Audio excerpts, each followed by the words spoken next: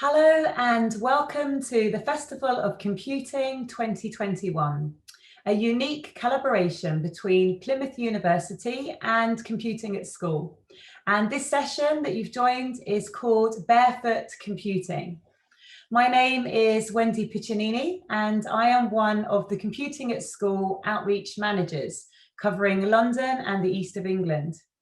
I'll be your host for the session. Today, I'm accompanied by Taylor, a student ambassador, who is moderating the session and monitoring the question window. We are joined today by my colleague, Sarah Zaman, and I'll tell you more about our speaker when we get started. Just before we do, I have a couple of things to say. In terms of housekeeping during the session, please use the chat window, which is usually on the right-hand side of your screen, to ask questions. You may need to click on the chat icon to open it. Our student ambassador will be making a note of questions posed there, and these will be answered, if time allows, by the presenter. As a reminder, all attendees are in listen-only mode. A copy of today's slide will be available to download from the Computing at School website. Finally, the hashtag for this event is hashtag CASPLYM21. Please tweet about the sessions you are attending through the day. So, as I've said, our speaker today is Sarah Zaman, and Sarah is a primary school teacher of over 20 years who has always had a passion for computing. She now works as part of our team of community outreach managers for Computing at School, working hard to increase teacher support networks in computing in the North East and Yorkshire. She also volunteers as a Barefoot ambassador, supporting primary schools with computing through workshops on computational thinking and programming. So Sarah, I'm going to hand over to you. Thank you.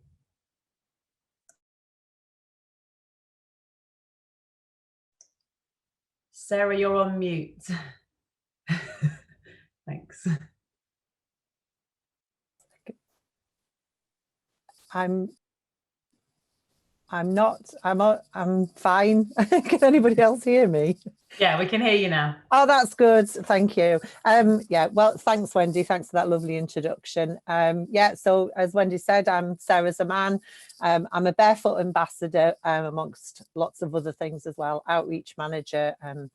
And I'm here to talk to you about Barefoot and the Barefoot Computing website and everything that you can access from Barefoot. So what is Barefoot? So Barefoot has been around for a number of years now. It was originally created by a team of specialists in computing. So people that you might have heard of yourselves in different CAS workshops or perhaps CAS conferences. So we've got John Chippendall, who's actually one of our outreach managers in the Northwest as well.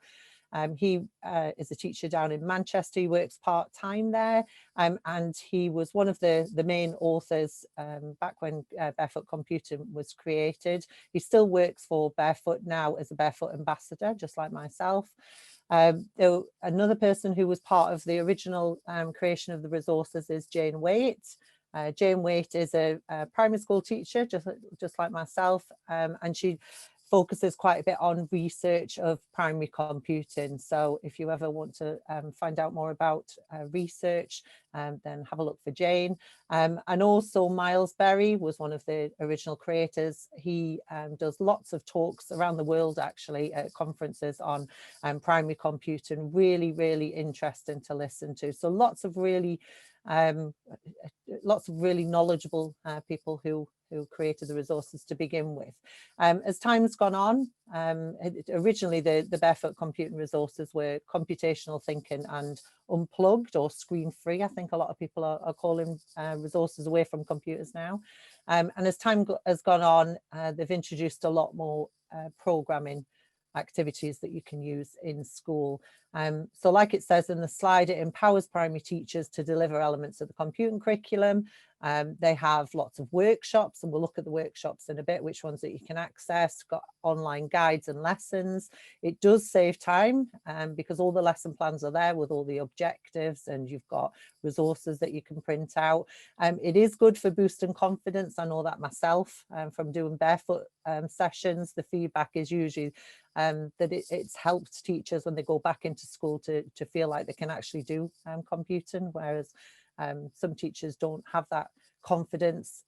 You don't need any expensive equipment, so you don't have to go out and buy any equipment at all. So like it says, developed by teachers for teachers and part of the BT Skills for Tomorrow, reaching 5 million children there, it says. Okay, so this is your main Barefoot website. So when you do a search for Barefoot Computing, this is where it takes you to. And I'm going to talk a little bit more about things that you can find when you are in the website. So you will need to create an account with them. So it's all free.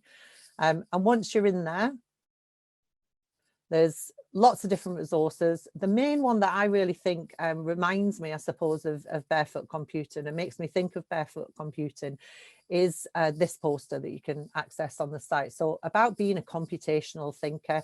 And if you did attend a computational thinking workshop from Barefoot, they go through quite a lot of the concepts and approaches of being a computational thinker there. So we're going to unpick some of those in the next slides. So we've got so concepts of being a computational thinker. We've got logic, evaluation, algorithms, patterns, decomposition and abstraction. We're going to look at some activities on those in a bit. And then this approaches for being a computational thinker. Being a computational thinker, and if I was doing a workshop, I would ask you what you thought about being a computational thinker means.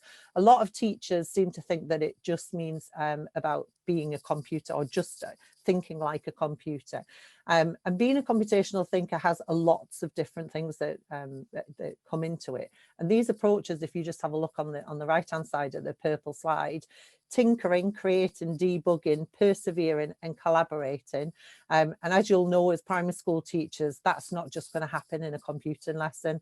So I'm just looking here at the debugging, for example, approach. If you're doing maths in Key Stage 1 and Key Stage 2, and one of your pupils can't work out the answer to a word problem, a two-step word problem, or they get the wrong answer, then if they when they're trying to work it out and see where they went wrong, that is debugging. So it doesn't actually have to be in a computing lesson.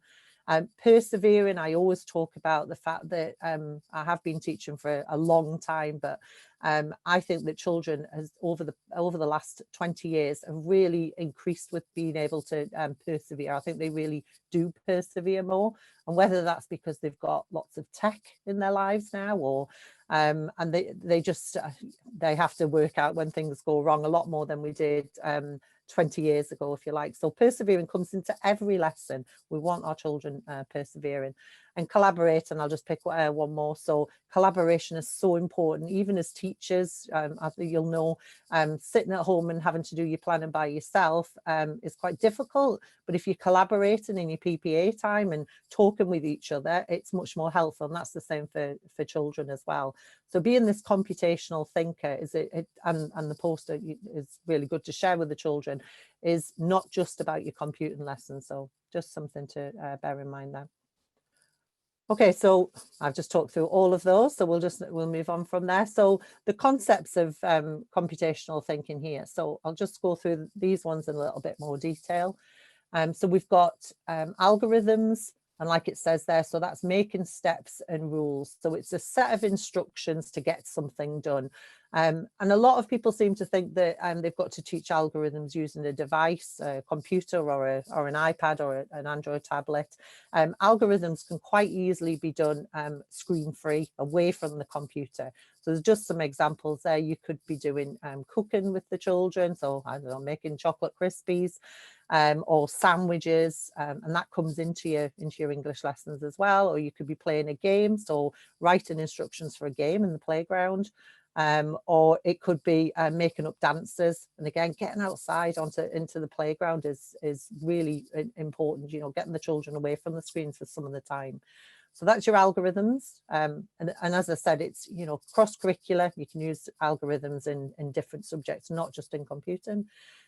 Decomposition, so breaking things down into smaller bits. For example, if the children are going on a trip, we need to get organized for what they need for the trip. So we're going to break it down into the bits that are important. So it might be that they have to bring a rucksack with them, what's going to go into the rucksack, and then you have to talk about what's going to happen, what do you need for, I don't know, clothing wise. So breaking it down into manageable chunks.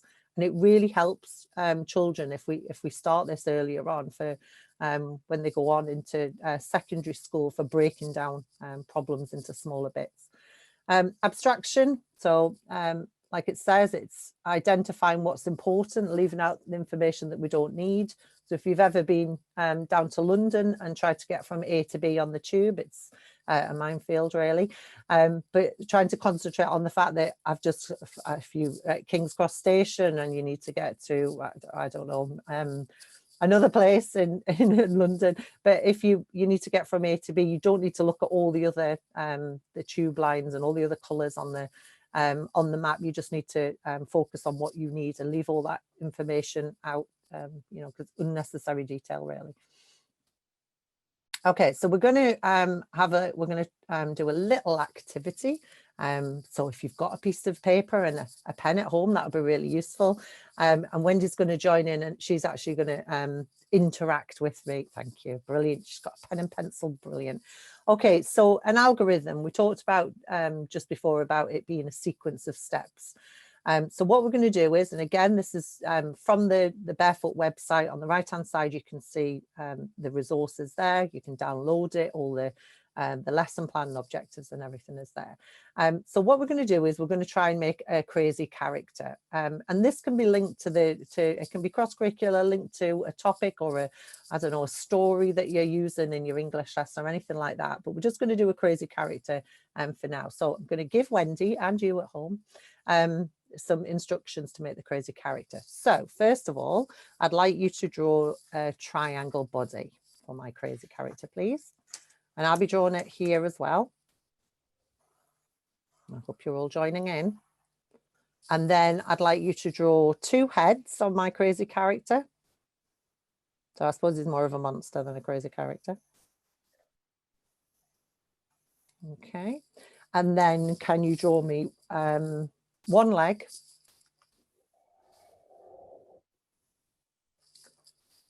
Brilliant. And then four eyes.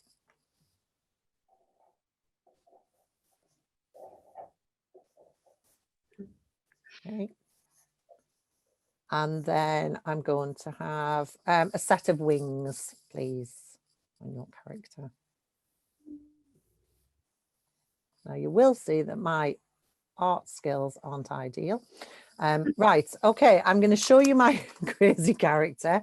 Here he is. Okay, there's my crazy character. Now I'm hoping at home, and Wendy, that yours looks exactly like mine. Do you want to show yours? Oh, yours is, oh, I like it. I like the necks on your heads. They're brilliant. Not too bad, actually. Not too bad at all. We've got the same thoughts there. We've got different wings, I think. And then mine's a bit of a fatter leg, if you like. So, Wendy, do you want to just tell us why do you think that our crazy characters don't look the same? I think it's because the instructions weren't precise enough. So when you asked us to draw some wings on the body, I wasn't sure if it was one or two and where they should be positioned. So I had to kind of guess, really. Brilliant. Right, great answer. Yep. So my instructions really there weren't precise enough. So it's about talking with the children about being more detailed with their instructions. So you could do this yourself, like I've just done with you, and then get the children to work in pairs, and they have a go at drawing a crazy character, but they need to think about giving precise instructions to their partner. Now, it doesn't have to just be drawing, because that could just be a little bit boring. They could use bits of Lego, so they could build a Lego. One person could build a Lego model, and then give their partner the instructions to build the same model, or you could do painting. So they could paint a picture, and it's quite helpful actually if they sit back to back to give the instructions as well, especially if you're doing a big painting. You could use Play-Doh, and as primary school teachers, I'm sure you can think of loads of other ideas. You could do story settings really. So it's just, it's still given sequences of instructions to make an algorithm, but just so that you know that it doesn't actually just have to be in a discrete computing lesson. So that's on the Barefoot website. It's yeah, it's a nice activity. Okay, so decomposition. So I talked to you a little bit about breaking things down into parts. So on the Barefoot website, there's actually 3 different activities you can use for that. One of them is called hand jive, and I haven't used that one as an example here, but there's a one called hand jive, which is talking about breaking down dance moves, I suppose, that you can use with your hands and clapping into smaller parts. But I like the fact of using your whole body to get up and make dances. And I've done this with adults as well. They absolutely love it. So you could do this as a staff meeting. So what I do is I show the adults or the children a dance routine. Go Noodle's really good on YouTube for children. So it's got children's dances. They've got a really good Trolls one. So show the children the dance and then talk to them. Then we talk about breaking up that dance into smaller bits. So if we wanted to recreate that dance, let's look at what the children are doing with their legs first. What dance moves are they doing with their legs? Just write them down. And what dance moves are they doing with their arms? So breaking it up into 2 different bits. And then I get the children or adults to go away and make up their own dances to a popular piece of music, whatever's popular at the time. But talking to them that we've got 2 parts to that dance. You need to think about the legs and everything that's happening with the legs and the feet. And then we need to look at what's happening with your arms and your hands, and then pull it back together. They can give directions as well. It's a bit like algorithms. They can give directions to the rest of the class to do the dance, put the music on, and it's really fun. But there is a lesson plan there, so you can just download that. It's got all the objectives, and I think you can print out some dance moves as well if you want to do it with younger children. So that's a really good one for decomposition. So I'll just go over quite quickly about the concepts of computational thinking. So we've got pattern, so thinking about noticing patterns around us, and that we can make predictions about what will come next. If we look at patterns, we can create rules. Evaluation, using evaluation when we make judgments on things. We've got logic. So if you think about giving a child, just even a nursery child, a Bee-Bot robot, the logical thinking, I suppose, in them, they'll pick it up. They'll probably try to switch it on because they'll be used to tech in their houses, and they'll probably try and press the buttons. So because they're used to seeing, they know that if they press buttons, say on the remote control for the TV, that things will happen. So that's logical thinking. So thinking about using logic, predicting, I suppose. Okay, so patterns.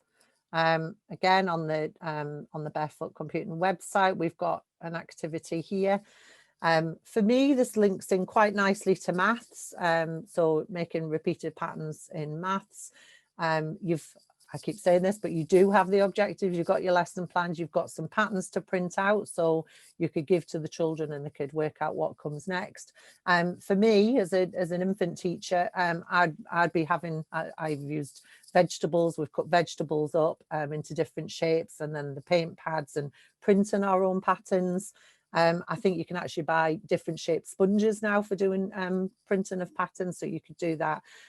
But it is linked into being a computational thinker. So looking at patterns, spotting similarities, and then working out what comes next. So great activity there for you to print out for patterns. Sarah, are these slides part of the resources on Barefoot? Are they what, sorry? Are these slides here part of the resources on Barefoot? No, they're not, but they will get a copy of these slides afterwards. So I've just sort of broken down the parts of the Barefoot site. Does that answer the question? Yes. Yeah, I don't expect everybody to take notes and think you will get the slides afterwards. Yeah, just to say, they'll be uploaded to the CAS website, so you'll be able to download all the slides from all the sessions today. Which is helpful because I do put a lot into my sessions. So okay, so we're just going to have now I've sort of talked through some of the lessons that you could use in a bit of detail. We're just going to have a look at the website itself. So this is what it looks like. So if you create your Barefoot Computing account, you'll come to here. Like I say, it is free. Okay, and when you're logged in, you've got these 4 areas. So you've got your My Curriculum, and that shows you where all the Barefoot activities link into your national curriculum. So it does have the Welsh curriculum, the Scottish curriculum, and the Northern Ireland curriculum on there as well. So you can see how it links in. You've got My Activities. So that area is if you download or when you download resources, it'll all be stored in there, so you don't have to go back and find them again. The My Resources is where you can look for all the lessons, and I'll show you a little bit more about filtering in a minute in the next slides. And then then you've got your learning there, so developing your own understanding of computational thinking.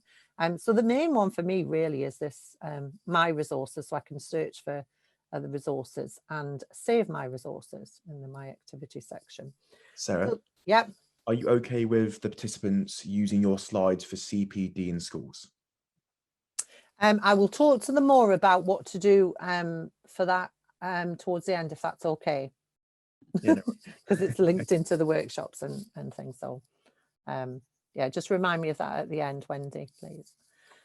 Okay, so some of the places that some of the things that you can find on the Barefoot website. So on the left hand side here, you can see where you're going to do your searching. So if I just go back to there, so you'll be in My Resources. And on the left hand side, we can filter quite a lot of things. So I've just, if you just have a look where it says, I've selected the curriculum and it's England, and I've selected a key stage, and I've actually selected early years. So this is quite new for Barefoot. They've just added these resources, I think a couple of months ago, really. Some great ideas there, but that's how you would find specific resources for early years. So obviously you can filter for key stage 1 and key stage 2. So we've got Boats Ahoy there, so very cross-curricular as it is down in early years. And you've got some busybodies there about how bodies move and parts of the body. It's quite fun. So I've put teacher resources and classroom resources there, England and early years, and I've just ticked for everything because I want anything that there is early years. So that's just one way of searching. Just to add to the early, if you are an early years teacher, there is an early years computational thinkers poster. So it's broken down and made into much simpler terms for your EYFS. And there's a guide to early years computational thinking there as well that you can download. So that would be, that's part of your classroom resources here. So these are your teaching resources. And then these ones are your classroom resources.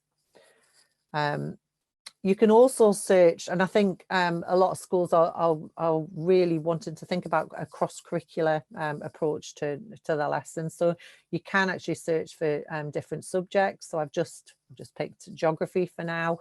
And on the right hand side, you can see there we've got a world map logic activity. So thinking about logical thinking, but bringing in maps as well. So you could, bring in the computational thinking as part of any subject. We've got all the subjects down there.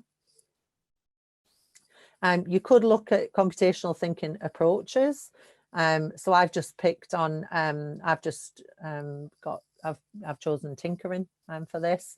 I absolutely love tinkering. I think it's great. I love that in my class, I really want children spending quite a bit of time playing with things and getting to know them before we start giving them direct challenges, if you like. So they've got a couple of tinkering activities on there.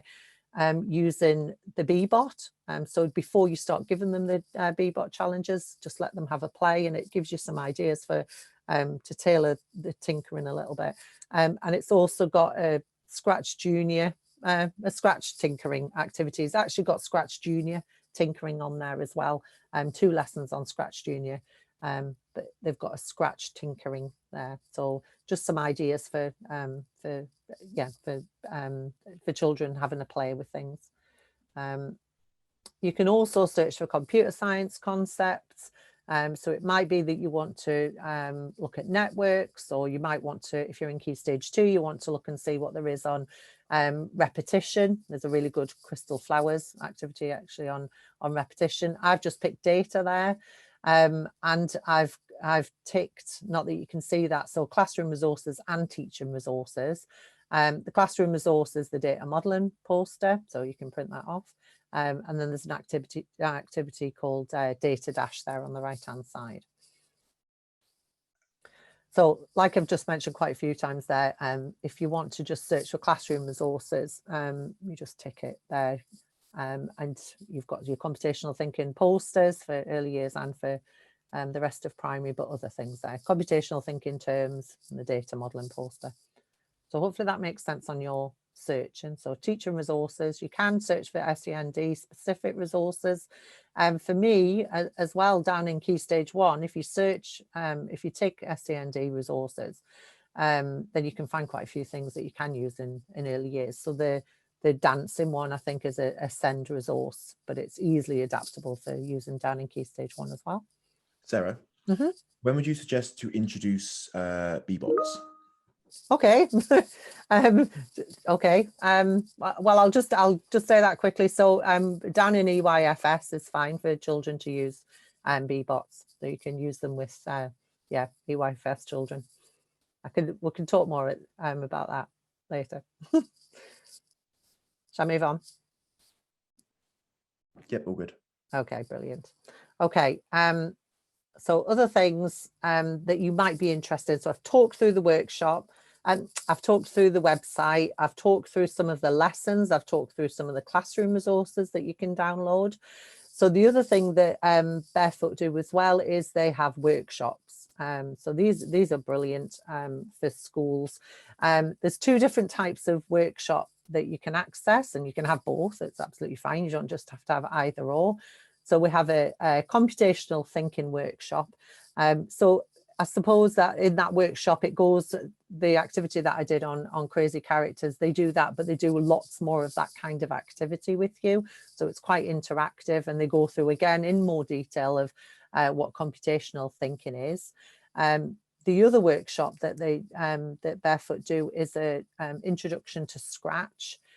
So I think I run quite a few of these workshops, and in Key Stage 2, if there are teachers in your Key Stage 2 who are really, I suppose, frightened, a bit nervous, not very confident with Scratch as a programming language, then this is a great workshop for them to go to. So it goes through the computing concepts, sequence repetition and selection in just in a really sort of informal way, I suppose, just getting teachers used to the concepts, and then they get to do a little bit of Scratch themselves at the same time, and the Barefoot ambassador can sort of guide them. So it is really good, a really good workshop.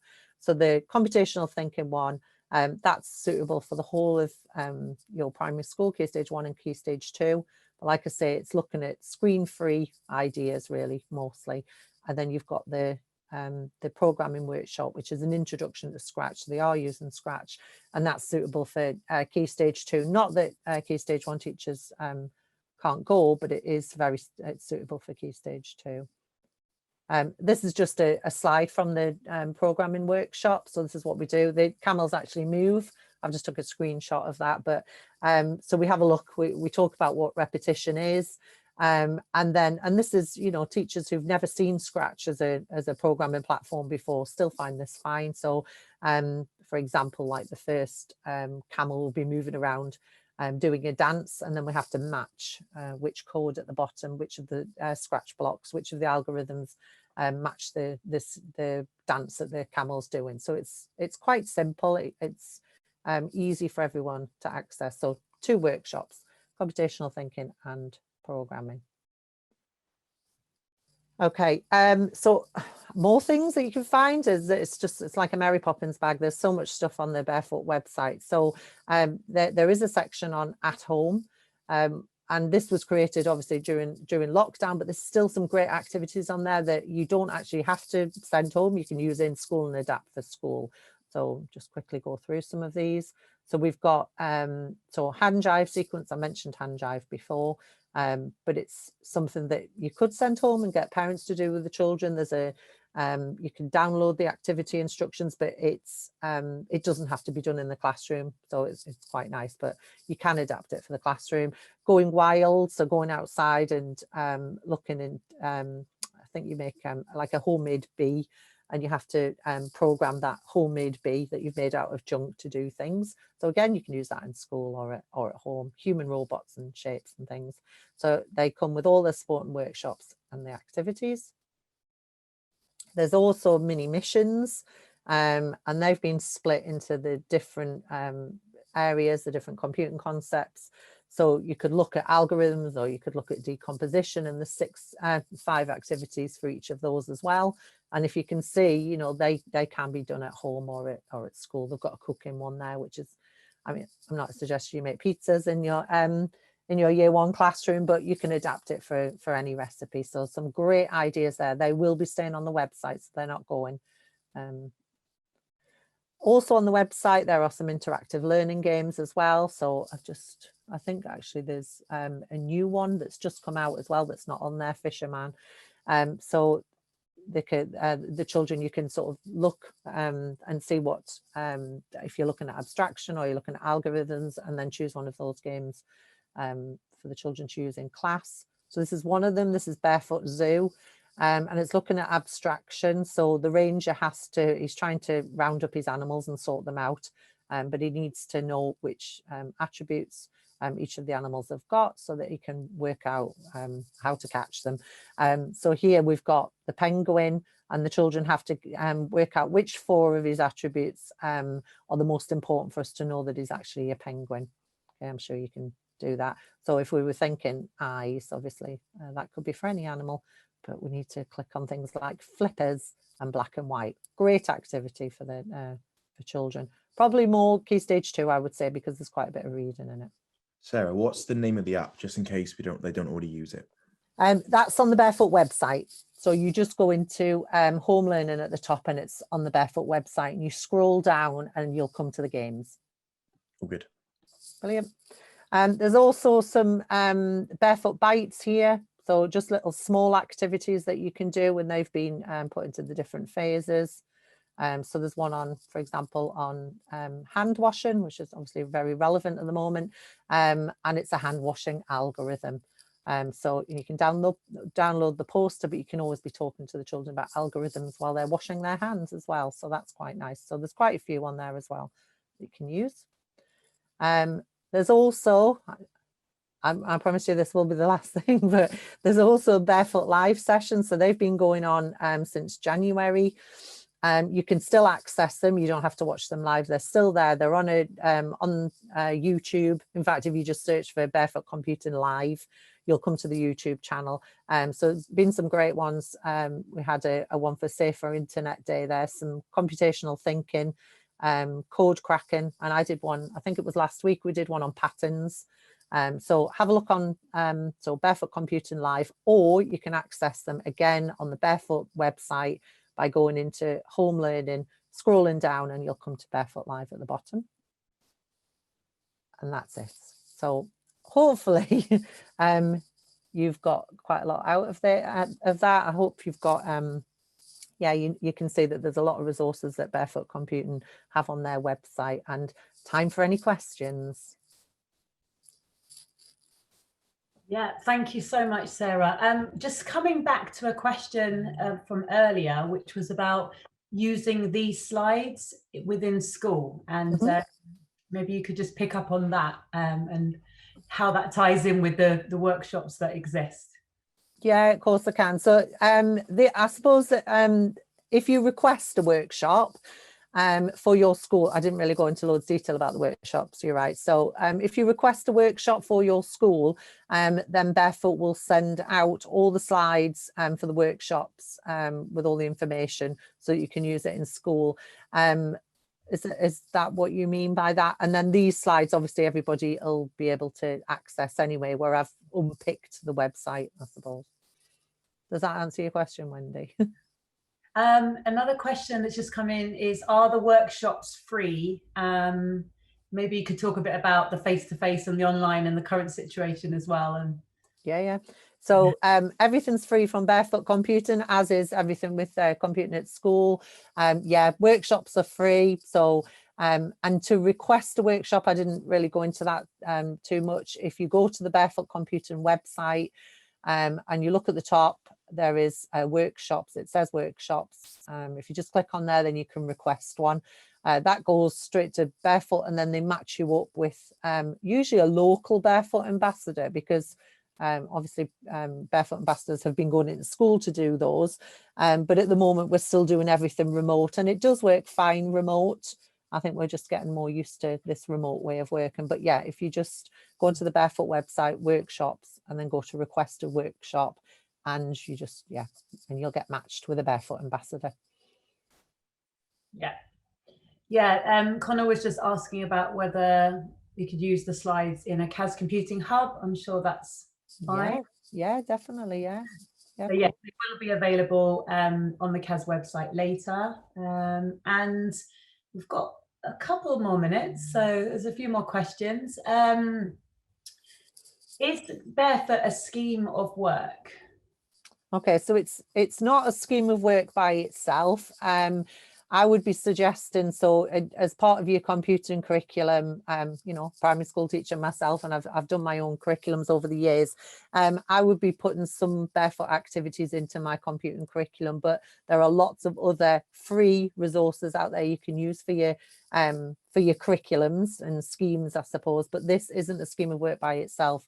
This is meant for you to have a look and see what you're focusing on in a different year group, and see if you can put some of the Barefoot activities into it. So for me, when I'm doing curriculums down in year 1 and year 2, I like to have, and this is just me, but I like to have half a term of screen-free activities. So lots of the algorithms and cooking and dancing, that kind of thing. But no, it's not a scheme of work by itself. Yeah. So it sounds like it's activities that can be started straight away. You know, don't have devices, or B-bots were mentioned earlier. But if people who are listening wanted to get straight on with Barefoot Computing, that they could start the activities immediately. Yeah, definitely. And I think it's for me, again, down in Key Stage 1, if you haven't got devices, that's absolutely fine. And I always talk with teachers about this, that it's, you know, you can do the whole computing curriculum in Key Stage 1 without devices, without sitting in front of a computer or with an iPad. And Barefoot probably is the place to go for that, because you've got so many activities there. That's brilliant. I think we've covered all the questions that came through the chat. Just having a scroll back. If there's any other questions that have come to you in the last few minutes, please put them in the chat now.